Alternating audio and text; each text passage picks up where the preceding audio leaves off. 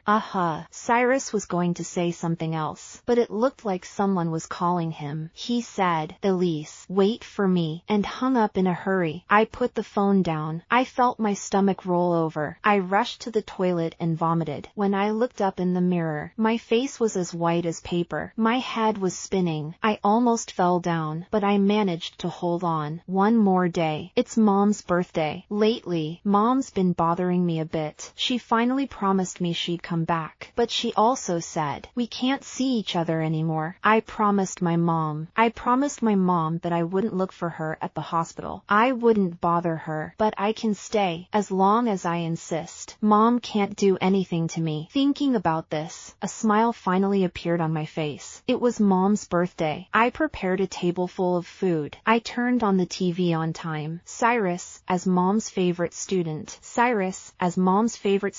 would of course join in the celebration. Cyrus promised me that he would bring Mom back. That made me feel a little better. And Jade, she's the only place Mom's given her. Mom wanted to take her to meet the world, because there will be a lot of successful people from all walks of life at the party. Jade and Cyrus could learn a lot from them. At first, Cyrus wanted to take me with her. You're the teacher's daughter. Why can't you go? I smiled and changed the subject. Who's going to make dinner? I'll wait for you to come home. Cyrus heard that, and could only nod helplessly in agreement. He said he'd be back as soon as he could. I nodded. My mind was slowly coming around to the fact that everyone's eyes were focused on Mom. Mom was really beautiful. Everyone at the scene, including me, who was watching TV. I was watching TV, and they were all looking at her. She didn't say much, but they were very powerful. As soon as she finished speaking, the stage immediately erupted in thunderous applause. I smiled and I clapped along, but not for long. My brow furrowed. That familiar feeling of nausea was back. Before I could stand up, I started spitting up blood over and over. My head was spinning, and my eyes became blurry. I felt that if I relaxed, I'd pass out. It was all very sudden. When I realized something was wrong, I dialed my mom's number with great difficulty. But I heard the message: the number you have dialed cannot be reached. Please dial again later. I was lying helplessly on the table. I kept pressing the same number. Blood stained my white dress. Tears streamed down my face. My hair was soaked. I began to feel disappointed in myself. It took a lot of effort for my mom to agree to come home for dinner. But why was that? Why couldn't it have waited a little longer? Why be so cruel to me? At the last moment, when I closed my eyes, I saw my mom receiving the trophy in front of the TV. She was smiling so sweetly and brightly. I silently asked God in my heart, give me a little more time, even if it's just a little bit. Let me be with my mom again, even if it's just for a moment. When I woke up, I found myself still lying on the table. The clock on the wall was already pointing to 12. The house was still quiet. The food on the table hadn't moved. I sat up slowly. I felt that all the discomfort I had felt before had disappeared. My condition had magically improved. I was so relieved. I felt very happy. But I suddenly realized that Mom hadn't come back yet. She missed her appointment. I didn't feel sad. Instead, I felt grateful. I looked down at the mess on my desk. It's hard to believe. I almost didn't wake up just now. In the 4 hours I was unconscious, Cyrus was the only one who called me and sent messages. He told me that he had a party he couldn't get out of. He had to go to it. He promised to bring Mom home as soon as possible. The message Cyrus sent me, it was 3 hours ago. I thought about it for a while. I replied anyway. No, it's okay. It's late. I'll reply tomorrow. Compared to my mom's broken promise, I'm more afraid of her knowing my secret. Although she doesn't really care, I still don't want to tell her what just happened. By the time I finished everything, it was already 3 in the morning. I slumped helplessly on the couch and I was out of breath. It felt like my whole body had been emptied of strength. Exhaustion washed over me. I wanted to sleep, but I didn't close my eyes. Or rather, I didn't dare to close my eyes. The fear of passing out was always in my heart. If I let my guard down just a little bit, it will appear again. I sat alone, staring at the door, waiting quietly. But then, as the day got brighter and darker, Mom still didn't come back. I realized Mom wasn't coming back. She lied to me. For a long time, Mom was busy. I went to the hospital to look for her, but I didn't see her. After going there more often, I began to sense something. Mom was avoiding me. She really didn't want to see me. The thought lingered in my head and it almost made me unsteady on my feet. Jade sees me looking pale and she asked with concern, Elise, what's wrong with you? Are you sick? I shook my head. I forced a smile and said, I'm fine. I'm just a little dizzy after standing for a long time. Jade saw that my smile was not natural. Jade's eyes showed more sympathy. She seemed to think of something. Her tone became excited. Elise, I have good news for you. Do you want to hear it? It's about you. I asked curiously. What is it? Jade happily sat down next to me. She said excitedly, I was discussing a case with my teacher the other day. She suddenly asked me, what's an appropriate gift for a girl? In the past, most of the gifts my teacher gave me were related to medicine. She never asked me what would be the best gift. Then it occurred to me, your birthday is coming up. I might prepare a gift for you. When I heard what Jade said, I couldn't believe it. Really? Jade nodded her head. Of course it's true. After all, you're a teacher's daughter. Your 20th birthday is a big deal. Don't worry. Teacher will definitely prepare a gift for you. I smiled happily. My heart was as sweet as honey. Mom was preparing a present for me. It's the first time she's ever given me a gift. Shouldn't I return the favor? Now, I'm no longer obsessing over the fact that my mom won't see me. I'm just thinking, what will she bring me? Mom still loves me. A month later, I finally saw my mom again. During that month, I was always tired. I couldn't sleep enough. I thought, maybe it's winter, so I became very sleepy. But I managed to go to the hospital to bring my mom's lunch. As usual, I stood at the door of her office. I wanted to be the first to see me when she finished her surgery, but I waited there for a long time. I still didn't see my mom. I was upset. I asked a passing nurse about it. I found out that mom is resigning from this hospital. She's applying for a job overseas. I'm here today to organize my things. I'm ready to leave, the new nurse said. Once Dr. Zhao leaves, Dr. Cho may never come back. I couldn't stay calm any longer. I rushed out immediately. Luckily, I made it. Mom was saying goodbye to the people in the yard. She didn't notice me standing in the distance until I came up to her and asked her, with tears in my eyes, why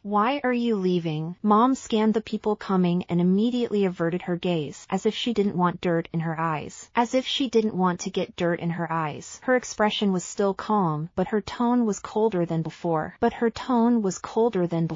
I've already said, I don't want to see you again. Isn't it obvious enough what I meant? The anger in my heart felt like it had been doused with cold water. I stared at my mom's face for a long time. I stared at my mom's face again and again. I saw that her expression was serious. It didn't look like she was pretending. She had disgust written all over her face. She looked impatient. Suddenly, I laughed, and as I laughed, I had tears in the corners of my eyes. You really hate me that much? Is that so? This time, Mom didn't say anything. She didn't say anything, but her actions told me the answer. Mom turned to get in the car, but I was caught by her. I wiped the tears from my face and I said to my mom seriously, Mom, Jade said you got me a birthday present. You give me the present, I'll let you go. I promise. When you give me the gift, I won't bother you anymore. If I can't do that, I won't live long. Mom stopped walking. She looked at me quietly. She asked me right away, what do you want for a present? When Mom said that, that's a yes. I smiled. I want Mom to come home with me for dinner. Mom was a bit puzzled. Is that all? I nodded. That's right. That's all I want. That's all I want. I don't care about anything else. Mom agreed. She didn't go out of town as planned. She stayed home with me. She hadn't been back for a long time, except for the hospital. She stayed in a hotel most of the time. The house is exactly the same as it was before. It's exactly the same as when Mom left. Mom stood in the doorway. She stood in the doorway for a long time. She opened the shoe closet. She opened the shoe closet and found her own shoes in there. When I saw that Mom was standing there too long, I went up to her and pulled her into the house. Mom struggled a little at first. Then she gave up. She let me hold her. She was like a sudden guest. She looked a little nervous and uncomfortable, but the familiar surroundings reminded Mom that this had always been her home. This has always been her home. It's also our home. This is the first time I've spent more than half an hour with my mom. I think that's good enough. There weren't many ingredients in the house. I cooked a bowl of tomato and egg noodles for Mom. Seeing me staring at her, Mom was a little uncomfortable. She looked down. There's only one bowl of noodles. Mom asked me, aren't you going to eat? It was the first time my mom cared about me. I was so happy. I wasn't really hungry. In fact, I haven't felt hungry for a long time. Mom frowned when she heard that. She told me that it's not good for me not to eat. And then, she went on to say that excessive dieting was not good either. I nodded. I did as I was told. I had just taken a few bites. I felt a little nauseous. I didn't want to disturb the cozy atmosphere.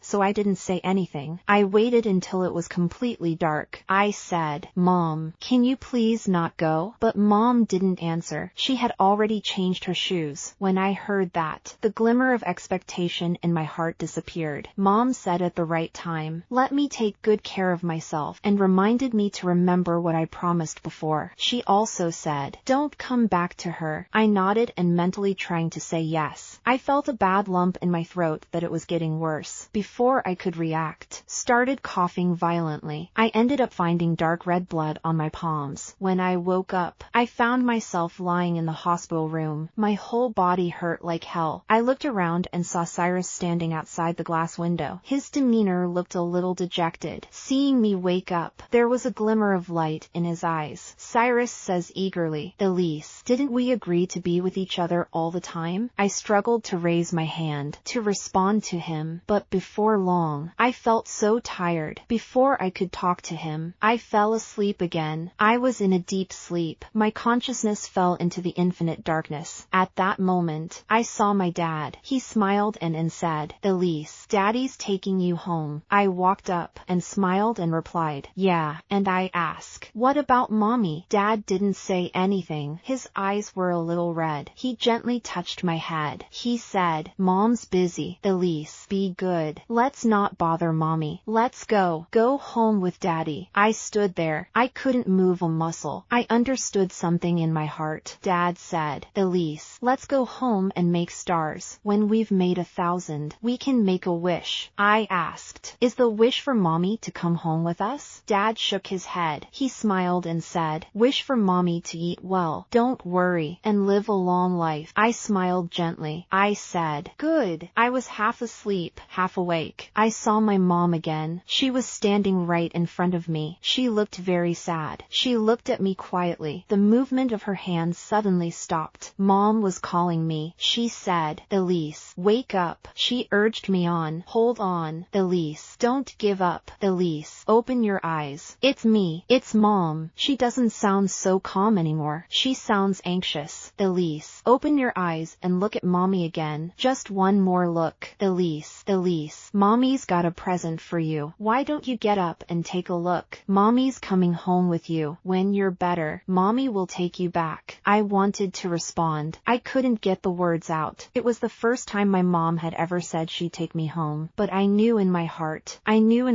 that it was probably just a dream. Mom's not home yet. She's busy today. If this is a dream, I wish I could sleep a little longer. I don't want to wake up, because I'm dreaming about my mom. It's quiet in the operating room. The fluctuations in the electrocardiogram gradually subsided. After a while, the patient never responded again. November 28, 2017, 12:09 p.m. The patient could not be resuscitated and was pronounced dead. Cyrus Extra. She's gone. Just moments ago, she was locking eyes with me. The next moment she was being wheeled into the operating room. I waited outside for a long time. The surgeon was my teacher, with my teacher by my side. I didn't think there would be any problems. He was always able to save one patient after another. I thought he would be able to save his daughter. But then, after 2.5 hours of resuscitation, the patient was declared hopeless. Elise had a congenital heart condition. To protect her teacher, she rushed out. She got hurt. The wound is small, but the bacteria inside could be dangerous. The other guy was deliberately taking revenge. Now he's been arrested by the police. This virus has an incubation period. At first, it causes fever and weakness, then vomiting, and finally, there can be severe bleeding. All these symptoms come on very suddenly. I froze. Everything I'd learned was useless. It's what I'm best at, what I'm proud of. It's what I'm most proud of. But I couldn't do anything. I could only look through the glass. I looked at her lying on the hospital bed, not moving a muscle. I felt like she was going to leave me the next second. A million thoughts came into my head. They all boiled down to one sentence. I can't save her. And then, I didn't become a good doctor like my teacher. In fact, I didn't want to be a doctor at all. But if I hadn't said that, I wouldn't have been able to leave the orphanage. I wouldn't have met Elise. After Elise left, I helped her bring lunch to the teacher. The teacher asked me, "Do you hate me?" I answered honestly. I said I didn't. Life in the orphanage was hard. If it wasn't for my teacher's help, I probably wouldn't have survived. But I still can't forgive her. Since you're not interested in Elise, I'll take her away. The teacher wanted to say something, but in the end, he didn't say anything. He remained silent. I realized I wasn't as strong as I thought I was. And so, I went to see Elise. She promised to be there for me. She said, "The stars can't talk, but they make everyone's wishes come true." Zara Thompson's episodes. In the beginning, everyone told me to choose Mr. Sinclair. I knew he'd be good to to me, but I realized it wasn't the life I wanted until I met a fool. I wanted a family, mostly to make up for the regrets I had as a child, but I won't get too attached to this family because I have my own things to attend to. And so, he chose to quit his job to stay at home and take care of the family. I said, there's no need to do so much for me, but he still enjoys it. I know you're busy. I know you're busy, but if you can't even come home to a hot meal, it's my fault. In the words of a young man, he's a man who's totally in love. Later on, we had a daughter, Elise. Our life was pretty dull, except that my daughter was always dependent on me, especially when I came home. It's getting on my nerves. All you have to do is fold 1,000 stars. I'll come home. It was a joke, of course, but my daughter took it seriously. Even her father believed it. So father and daughter made stars every day. But we'll have to wait half a year before we meet again. Seeing their expectant eyes, I suddenly felt a little pressure because I don't have the time. I didn't have the time or the energy to chat. In the end, he took the initiative to calm his daughter down, and he said, "Go ahead. I'll be at home." I nodded. I didn't hesitate. When I left, I didn't notice the loss in his eyes. He didn't fight. He's always been at home. He was willing to be a full-time family man. And me, I need someone like that. It's as simple as that. I thought. I had feelings for him. He died. What was I doing then? I remember talking to Mr. Sinclair about his condition.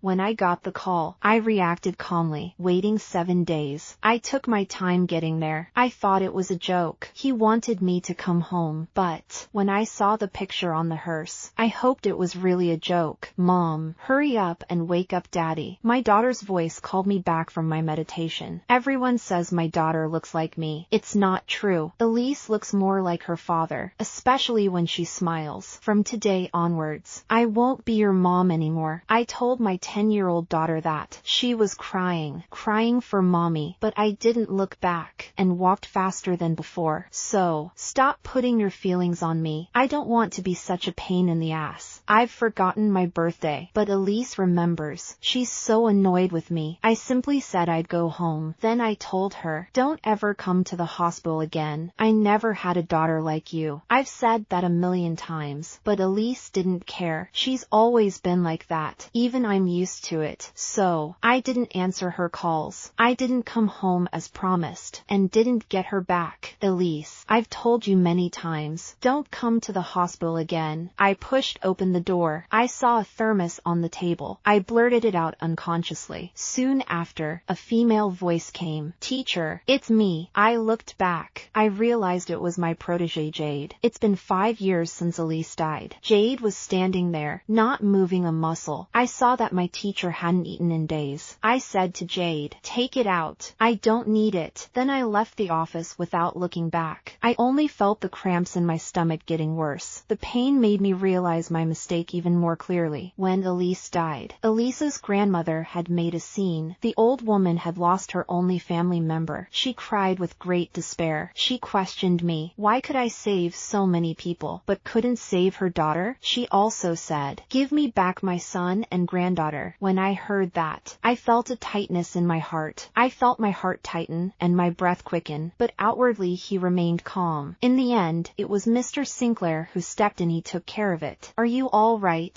Mr. Sinclair?" Mr. Sinclair asked me with concern. I was a little distant. I replied coldly, "I'm fine." Elise's death, for me, was just a small thing. I realized for the first time that people's indifference could reach such a level. One can't even cry at the death of a loved one. I rarely saw Cyrus after that. Since Elise died, he didn't dare to go to the operating table anymore. However, he still comes to bring me lunch every day, just like Elise did. To bring me lunch every day. But today, I stopped him and asked him, "Cyrus, do you hate me? As your teacher, I couldn't save Elise. You must hate me inside. People outside say I'm cold and heartless, that I killed my husband and child. They say I owe my gift to these tragedies." But Cyrus said, "Teacher, you saved me from the orphanage, so I don't hate you." But then he said, "That doesn't mean I'll forgive you." Cyrus's eyes reddened. He looked at me. His voice was choked with emotion and he asked, "Why didn't you answer Elisa's calls? Have you ever thought about it? How how desperate she was. If we'd found out earlier, if we'd come home on time, wouldn't Elise have left? He opened his mouth to say something, but his voice was hoarse. Just said how much she wanted you to come home. And then, Cyrus just turned and walked away, and I was left alone in the office, frozen in place, until the cell phone rang, reminding me that it was time to go to my afternoon academic study. I've been enjoying going home lately. I'm on time for my daily commute. If someone asked me, I'd smile and say, it's time to give up the stage to someone new. I'm getting old. Jade has gotten better than me. When I got home, I realized how long the road had been. So long that when I came home, I didn't think it was my home anymore. My home has remained the same as it was 5 years ago. It hasn't changed, but now there's no one waiting for me to come back. Cyrus has moved away. He went to take care of Elisa's grandmother. I'd call once in a while. I'd ask how grandma was doing, and Cyrus would call me back. Cyrus would call me back. After a moment's hesitation, before he hangs up, I say, I bought too much food. Do you have time to come back for dinner? The other party was silent for a while. He finally said, Grandma is old. She can't stay away.